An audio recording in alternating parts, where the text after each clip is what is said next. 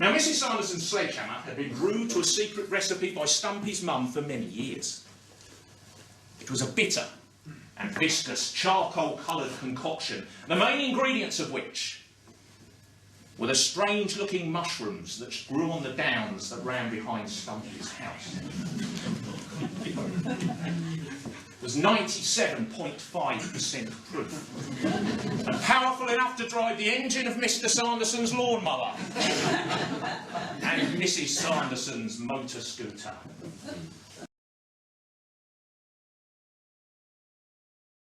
Little had prepared us for what was to follow.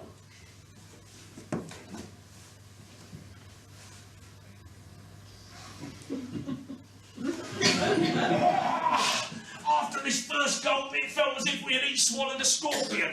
All our nerve endings on fire, all our senses assailed, and just like we had at the age of 10 with our first cigarettes, we writhed and reached, bending over double, feeling sick and dreadful.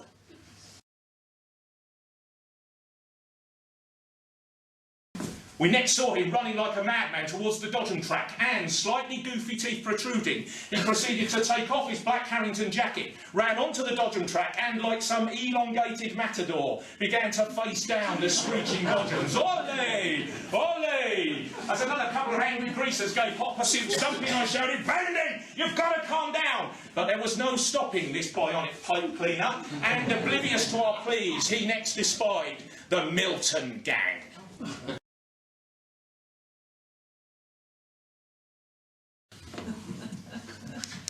Time stood still. And then, amidst huge howls and roars and shrieks of pain, the sisters proceeded to set about each other in a maelstrom of sibling anger and rivalry that, on reflection, had obviously been simmering for years.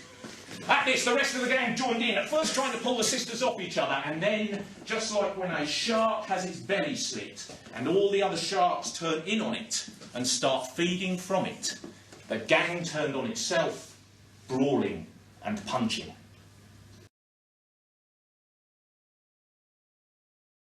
And espying an old Key Markets trolley that someone had dumped there, we put Bendy in the trolley, his long arms and legs hanging over the side, making him look like some upside-down, underfed hermit crab.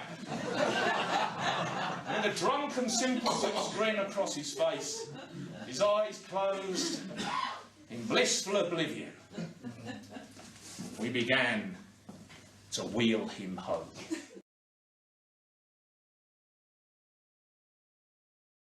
Ever so quietly, we got him out the trolley and began creeping down the concrete drive.